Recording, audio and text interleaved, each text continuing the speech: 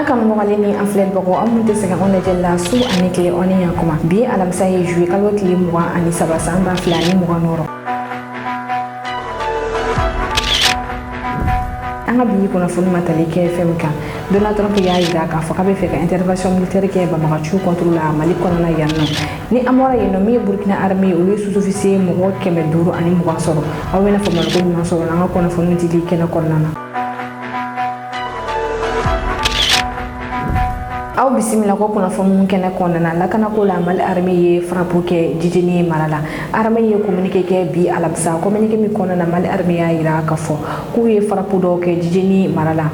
a kɛra yɔrɔ min na kilo 40 bɛ u ni Djidjeni dugu ni ɲɔgɔn cɛ Mali armée y'a jira k'a fɔ k'u ye kunnafoni jɛlenw sɔrɔ o kɔfɛ min ye sanfɛ kɛlɛkɛfɛnw ye olu wulila ka taa niyɔrɔ kofɔlen ka jateminɛliw kɛ u kɛlen kɔ ka Bamagaciu faralen ɲɔgɔn kan niyɔrɔ kofɔlen na armée sɔrɔla ka frappe kɛ u kan Mali armée y'a jira k'a fɔ Bamagaci caman o de fagara frappe in kɔnɔ ni bolo minɛ caman ko o de tiɲɛ armée y'a jira fɛnɛ k'a fɔ opération min senna duguma sira fɛ ni ka taa yɔrɔ ninnu korokara k'a dɔn k'a fɔ armée cɛ min don Bamagaciu kɔnɔ ni ko bilan fara ɲɔgɔn kan ni ko da jamana kɔnɔdenw tulo kan ni an bɔra Djidjeni an ye kunnafoni sɔrɔ k'a fɔ Mopti mara la dugu min bɛ yen nɔ ko Balagira ni ale bɛ Djeni kɛrɛfɛ la ko Bamagaciu ni donso karila ɲɔgɔn na bi alamisa kunnafoni dibaga y'a jira k'a fɔ Bamagaciu ni donso kelen bɛ ka mugu gan ɲɔgɔn na kosɛbɛ wagati min na an bɛ ka kunnafoni labɛn ni o kɛra nɛgɛ kanɲɛ 13 wagati kunnafoni dibaga y'a jira fɛnɛ k'a fɔ ko wuli bilennen bɛɛ ma mɔgɔ min bɛ se ka dɛmɛ don donsow ma nin yɔrɔ kofɔlen na.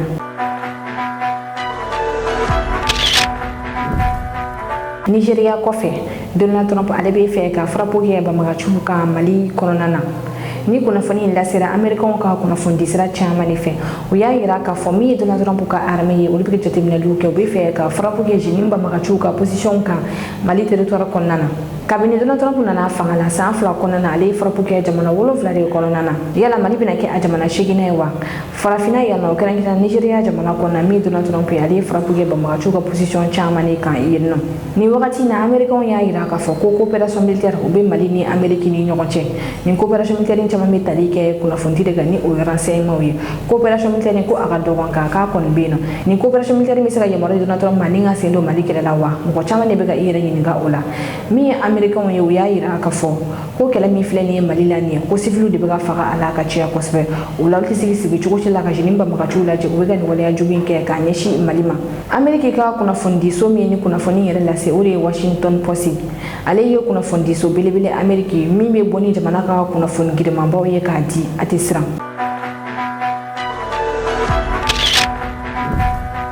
kunnafoni filanan an bɛ taa Niger militaire ɲɛmɔgɔw ka école min bɛ yen ni o ye école militaire supérieure ye olu ka promotion 5nan olu ka bɔli kɛra nin bɔli kɛnɛ denfaya tun bɛ Niger ministre de la défense yɛrɛ bolo ni o ye général Modi Salfi ni école in ka ni promotion 5nan i b'a ye k'a fɔ Mali militaire ɲɛmɔgɔ dɔw tun bɛ a la ka taa se Burkina taw ma Guinée taw fo ka taa bila Tchad militaire ɲɛmɔgɔ la ni militaire ninnu ye militaire jalatigiw de ye u formera fɛn min na o de ye militaire ba minnu bɛ commandement kɛ olu ka papier labɛnn'u kan o la u kalanna sɛbɛnni kɛcogo ɲuman na ale ni kuma fɔcogo ɲuman na n'u ka baaraw bɛna kɛ militaire administration kɔnɔna na nin kɛnɛ kan min ye général Modi Salfi ale kuma na Niger télévision so mɔgɔw tun bɛ a kɛnɛ kan u ye jamu fara ɲɔgɔn kan aw ni an ka janga jawla jɛ ɲɔgɔn fɛ.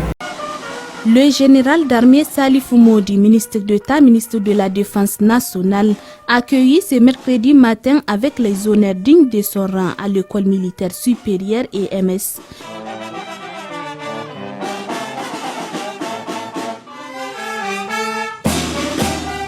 Qui sortait à cette occasion sa 5e promotion du cours d'état-major. Cette cérémonie intervient après 9 mois de formation au profit des officiers d'état-major des forces armées nigériennes FAN, de la gendarmerie nationale et de la garde nationale du Niger et des pays amis, à savoir le Burkina Faso, le Mali, la Guinée-Conakry et le Tchad, tous formés aux techniques, méthodes et procédures d'état-major. D'existence, l'école militaire supérieure a formé 174 officiers d'état-major des forces de défense et de sécurité et des pays amis. Les résultats satisfaisants obtenus montrent à suffisance la montée en puissance progressive de cette institution qui constitue un pilier fondamental dans l'architecture de notre politique de formation dans les armées. Je salue la participation à ce stage d'officiers originaires de l'AES ainsi que ceux de la République de Guinée et de la République du Tchad. Leur participation illustre la confiance placée à notre système de formation militaire et témoigne aussi de la volonté des plus hautes autorités de nos pays respectifs à renforcer la coopération et la solidarité entre nos forces armées. Au lauréat de la 5e promotion du cours d'état-major, le diplôme que vous recevez aujourd'hui n'est pas une fin en soi. Il marque pour vous le début de nouvelles responsabilités basées sur le professionnalisme, la rigueur, l'esprit d'initiative, le sens élevé du devoir et de l'exemplarité. Vous êtes ainsi appelés à continuer à servir avec honneur, dévouement et intégrité, dans le respect des valeurs militaires et des idéaux qui fondent nos armées pour mieux répondre aux attentes de nos populations. Je vous invite en conséquence à mettre les connaissances acquises au service de vos institutions respectives et à demeurer de vrais artisans de la paix, de la sécurité et de la stabilité dans notre espace commun.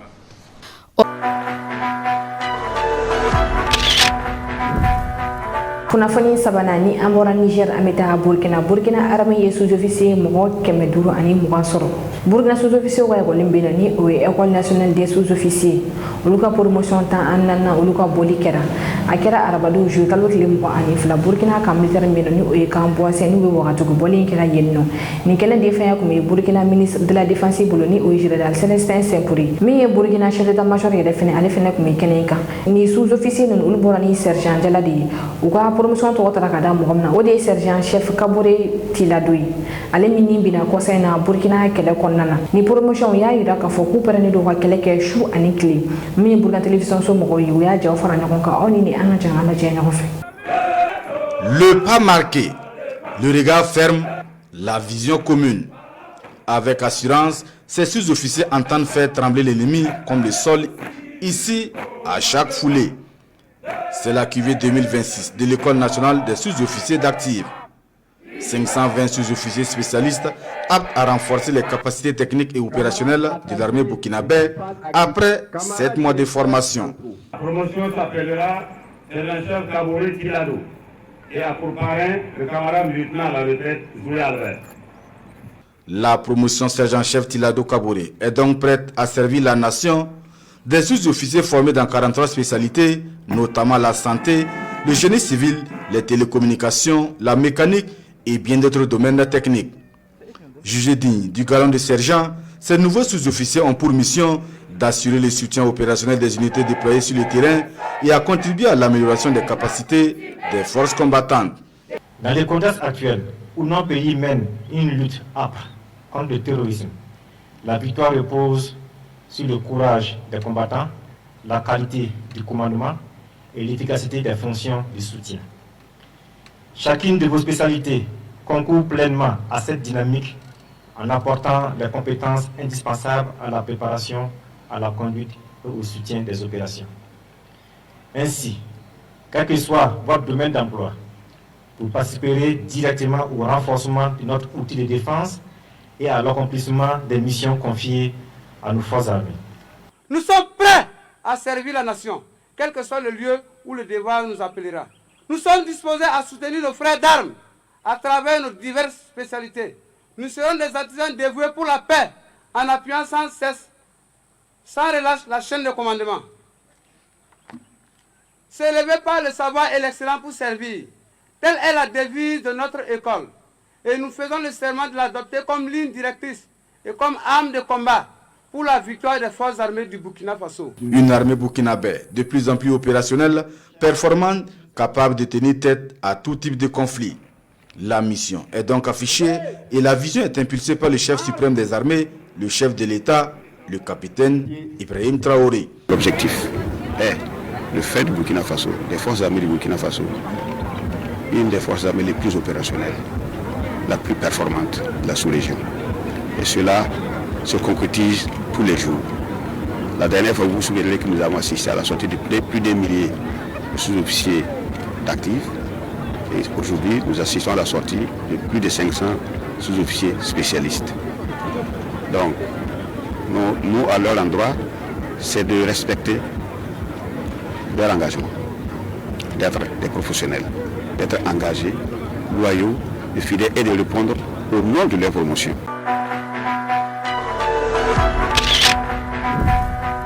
Kunnafoni nanna Donald Trump aleye aka military nani shu kumbe munu tura kele la Moyen-Orient Iran ka bombardement konnana Donald Trump aya ira ka fo ko ni military munu bina kele konnana jamana to kola fu ka don ka fo utora baramina ko America umbe asara ko atoto fula tento e bay ka fa bugo fo wakati no wakati kele ani Iran ka kele be ka juya dungo do ka taka afe manye Donald Trump ye kunu shoro ko ya shuta ani fla be ka frapo ke ka nyeshi Irama Yemen uti wolu fene frapo fene ke Arabie Saoudite ka pétrole bateau flaman mer rouge konnana Donald Trump ay déclaration ke ka nyeshi oma bi wakati na nege kan tani flabe se en fin bamako Donald Trump ya ira ka fo ko Yemen utu ye femin kenyo ko aka sara Iran ya sabula ko Iran e be ka ushu ka bla mola Yemen utu kan frapo en ka nyeshi Saudi ka bateau flema keleme bi ka Occident jamono kono ga ko sebe sabula Iran kele konnana Iran pétrole te ga soro to ni mi Arabie Saoudite pétrole o de kumiga soro nga bi Saudi ka bateau pétrole ni frapo ka ta kan nyeshi o fene ma o fene boni fene na jo mi français ale wuleli ke ka na Yemen utu fe ko na frapo ke to ni ka nyeshi Arabie Saoudite ka bateau pétrole ma kunu shuro American ka frapo do o nyeshira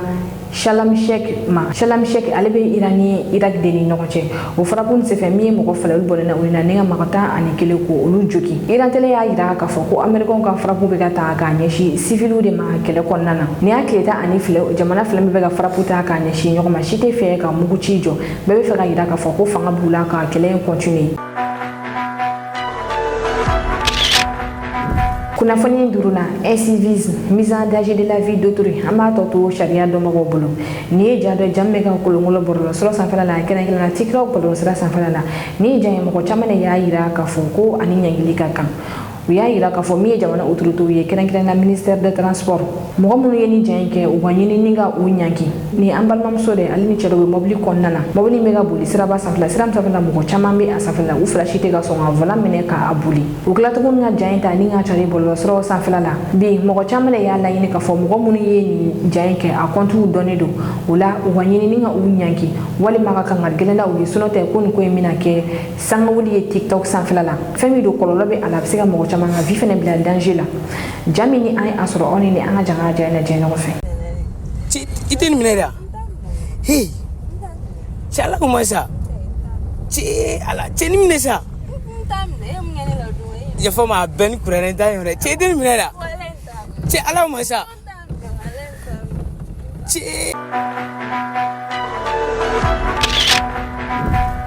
kuna fonye kunchela meta bankoni jala koroji sira ambe kuma oka kuno anga kuna funu kona ya do kulo kanga fomi jala koroji sira ale yoro a dégageli baro damnena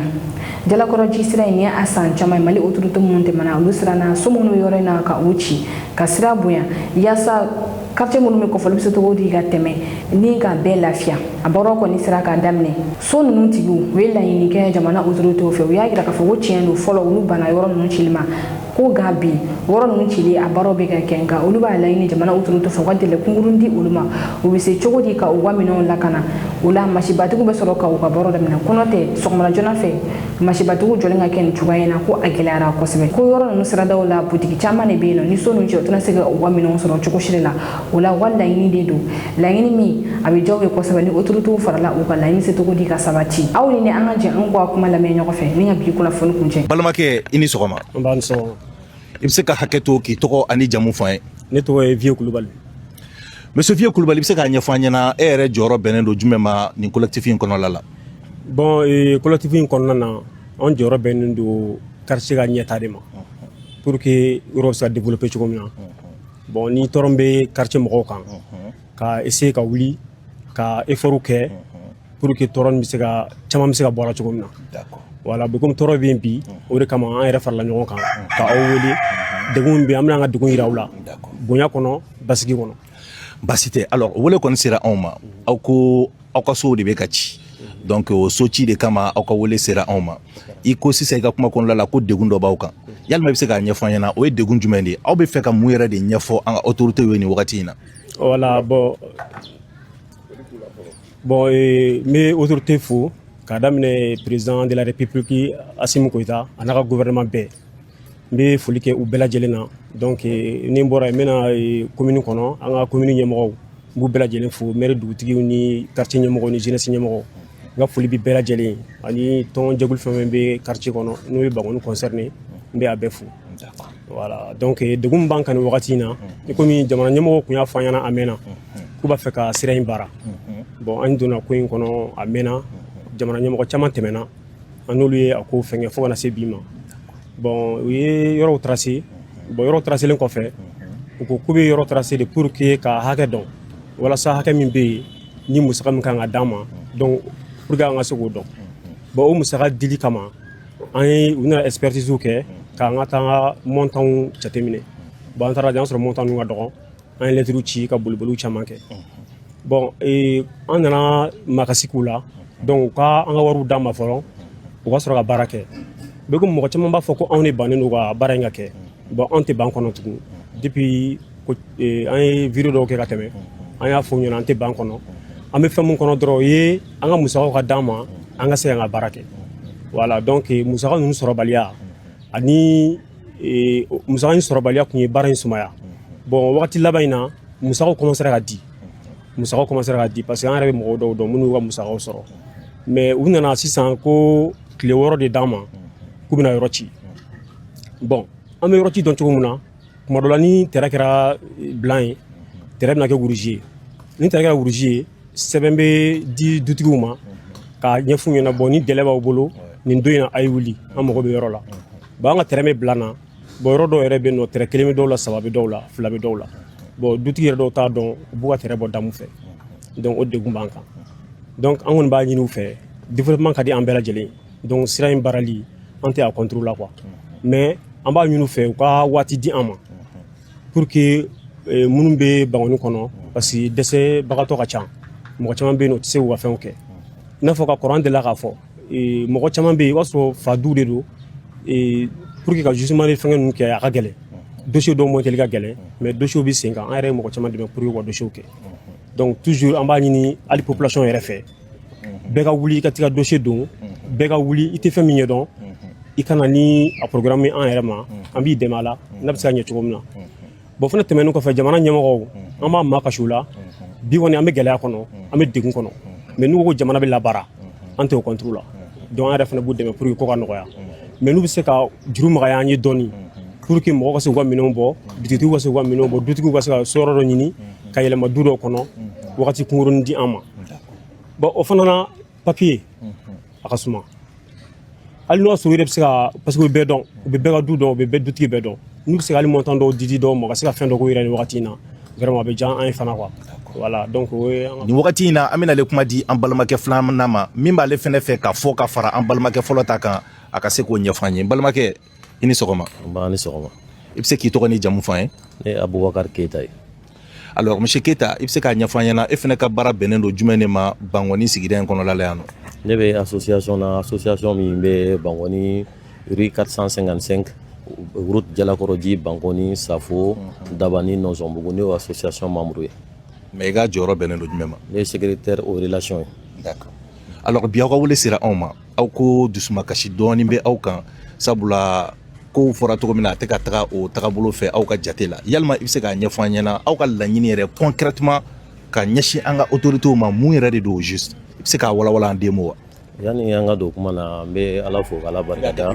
ala min ye bi yira an na an bɛ ala barikada an sigilen min filɛ nin ye ala ka kɛ hɛrɛ ye ala kana fɛn bɔ an da min ye tɔɔrɔ ye an bɛ an ka jamana ɲɛmɔgɔw fo k'an ka président fo ka premier ministre n'a ka gouvernement fo k'an ka commune 1 maire fo k'an ka association membre bɛɛ lajɛlen fo ka Bangoni révérend fo bi n'i y'a ye an y'a choisi ka bureau mɔgɔ dɔrɔn convoqué ka na nin kɛnɛ in kan yan sinon fɛn bɛ plus de 300 familles de touchées bon famille kelen kelen kɔnɔna la il y a plusieurs ménages bon n'i y'a ye ni jama bɔra parce que ka da wagati yɛrɛ n'a cogoya kan an m'a kanu ka bɔ ni jama ye an y'a essayé ka bɔ ni bureau mɔgɔw dɔrɔn ye ka n'an ka hakilina fɔ k'a da jamana ɲɛmɔgɔw kan degun min b'an kan a n'an ka laɲini ye min ye k'o f'u ɲɛna an b'u fɔ k'u barikada parce que en réalité Bangoni sirako in tɛ bi ko ye Bangoni sirako in bɛ remonter fo ka taa ATT ka wagati la bon an tɛ se k'a fɔ k'u ma patience ta mais délai de tun ma di an ma ani baara dɔw tun bɛ sen na olu tun ma ban parce que kɔfɛ président fɔra ɲɔgɔn kɔ fo ka na kɛ terrainw nana kɛ yɔrɔw la IBK ka waati la u ko k'u nana terrainw kɛ ka yɔrɔw évaluer bon a bɛ taa tribunal la n'i jɛna n'i ka papier wari montant ye o y'i ka papier bɛ avancer n'i ma jɛn n'a ye a bɛ fɔ k'i ka contre expertise kɛ olu papiers fana bɛ na olu baaraw fana bɛ sen na tribunal la bon mɔgɔ caman fana bɛ olu ka dossiers de fana tununa ministère la yen nɔ domaine na wa domaine na yen nɔ ministère la yen nɔ bon olu fana bɛ o degun kɔnɔna caman na degun min bɛ an kan o ye an b'a ɲini u fɛ de an bɛ wagati min na an bɛ samiya de la bon ni du kelen kɔnɔna la i b'a sɔrɔ ménage caman de bɛ a kɔnɔna la i bɛ taa sɔrɔ partie dɔ bɛ ta de 3 à 4 7 mètres i bɛ taa sɔrɔ il y a 3 ou 4 ménages là-bas bon ani minnu fana bɛ location na ani commerce caman de bɛ sirada in na an tun bɛ laɲini de ɲini u fɛ n'o y'a sɔrɔ u bɛ se ka wagati di an ma nin fana kɔfɛ an b'a dɔn u muɲuna dɛ parce que mais délai fɔ tun ma deli ka di anw ma officiellement k'a fɔ ko nin waati in a ka yɔrɔ bɛ ci o tun ma deli ka fɔ an ɲɛna an kɔni ye démarche caman kɛ an ka wariko musaka ninnu na parce que vraiment n'i y'a ta k'a lajɛ plus de 300 mun sarala je pense pas n'a bɛ 10% yɛrɛ bɔ bon u tun bɛ ka 15% de fana prélever ka bɔ mɔgɔw ka wari la bon an ye laɲini k'u fɛ n k'o ka ca parce que n'i y'a lajɛ yɔrɔ ninnu an t'a fɔ a sous-évaluera mais jamana ka baara mun don mais montant dɔgɔyara anw ɲɛkɔrɔ an ko n k'u ka 15% ye n k'u k'a lajɛ ka n'a na 5% na alhamdulilayi dɔw kɔni sarala 15% na mais ko paiement laban minnu kɛra sisan an yɛrɛ ye mɔgɔw b'an na minnu ye 5% prélever u kun an b'u fo la kosɛbɛ cela veut dire que u y'an ka laɲini dɔw ta ba la laɲini min b'an fɛ bi n'o ka gɛlɛn an yɛrɛ ma kosɛbɛ bi n'o y'a sɔrɔ u bɛ se ka délai dɔ di an ma délai min bɛ se k'a to peut-être hali samiya ma ban min bɛ se k'a to an bɛ se ka temps dɔw sɔrɔ k'an ka sow labɛn ani ka commerce bɛ minnu bolo ka se ka yɔrɔ dɔw sɔrɔ joona joona u ka se ka délai surunman di an ma sirajɔ kɔni tɛ se ka anw kɔnɔ an yɛrɛ b'o dɔn développement de don a bɛ hali n'a degun bɔra an kan a waati min yɛrɛ la an yɛrɛ bɛ tila k'a nafa ye kosɛbɛ surtout yɔrɔ min déclarera d'utilité publique cela veut dire que mɔgɔ damadɔ ka nafa tɛ jamana ka nafa de don a baara yɛrɛ vraiment an b'u encourager ala ka musakaw nɔgɔya ala kana gɛlɛya foyi don a baaraw kɔnɔna la an b'u yɛrɛ fo kosɛbɛ bon terrain ka ca so dɔw kan mun ye terrain 2 ni 3 ye bon an kun sigilen don ka kɔnɔni kɛ ça c'est des terrains provisoires n'a bɛna kɛ définitif ye k'u bɛna terrain rouge k'a kan ka convocation di familles na ou bien ka kuma an fɛ à travers leurs différents canaux bon an kɔni malheureusement an m'o de sɔrɔ kunna sini u nana don du kɔnɔna la k'u bɛna yɔrɔw ci bon vraiment o de nana ni pandikiw ye ka na ni mɔgɔw affoleliw ye quoi o kɔni i bɛ hakɛ to aw mago bɛ à peu près combien de jours ɲɔgɔnna délai la ou bien combien de mois bon a kɔni kun ka d'an ye ni samiya sera ka bila